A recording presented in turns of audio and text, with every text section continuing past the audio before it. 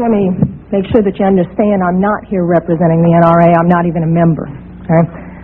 Secondly, I'd like to say that in your opening statements, you commented specifically on my testimony, saying that basically it had nothing to do with this issue. And I had to chuckle because then I noticed you had Mr. Brady up here, who was hit not with an assault weapon but with a .22 caliber revolver. So getting beyond that, I didn't grow up in a house with guns. I don't hunt. I personally abhor hunting. But I was given a gun by a friend when I was 21 to carry in my purse for self-defense, and I was taught how to use it. A couple of years ago, my parents and I went to a cafeteria in Texas on a bright sunny day. We weren't in a dark alley where we weren't supposed to be. And as you all know the story, this madman drove his truck through the window, and he began shooting. Well, immediately, my father and I got down on the floor and put the table up in front of us. And this guy kept shooting. And you're thinking, what could it be? Is it a robbery? That's the first thing that generally comes to mind. And he keeps shooting. It took me a good 45 seconds to realize that this man wasn't there to commit a robbery. He wasn't there for a hit. He was there to simply shoot as many people as he possibly could. Now, I'd like to make something clear. I hear all this talk about how many bullets can go in a clip.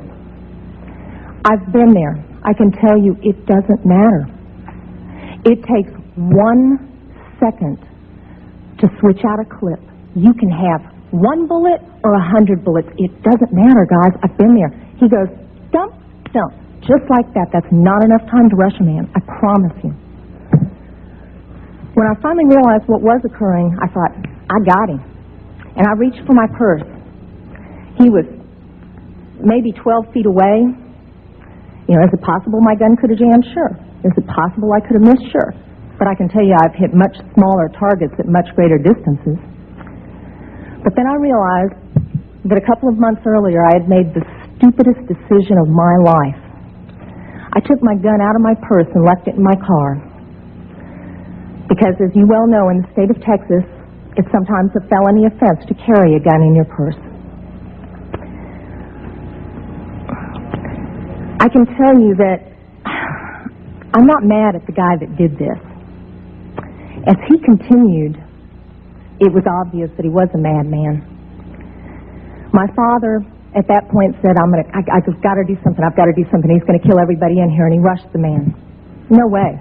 This guy turned, shot him in the chest. He went down, was obviously mortally wounded. For whatever reason, that made the man change directions and go off to my left. Shortly thereafter, someone at the back of the restaurant broke out a window. When I saw what looked like an opportunity to escape, I turned around and I grabbed my mother by the shirt and I said, come on, we've got to run, we've got to get out of here. And then my feet grew wings and I was out the back window. As soon as I got out, I realized that my mother had not followed me out. And as I learned from the police officers, she had crawled over to where my father was and cradled him until the guy got back around to her, put the gun to her head. She looked up at him, put her head down, and he pulled the trigger.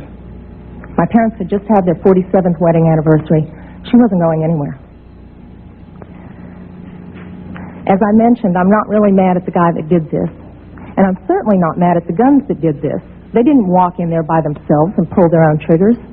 The guy that did it was a lunatic. That's like being mad at a rabid dog. I'm mad at my legislators for legislating me out of the right to protect myself and my family. I would much rather be sitting in jail with a felony offense on my head than have my parents alive.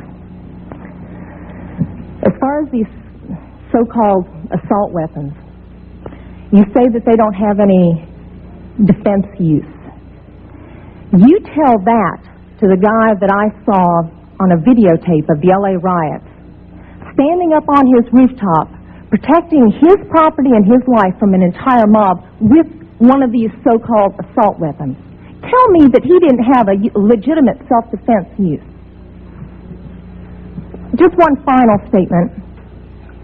I've been sitting here getting more and more fed up with all of this talk about these pieces of machinery having no legitimate sporting purpose, no legitimate hunting purpose, People, that is not the point of the Second Amendment.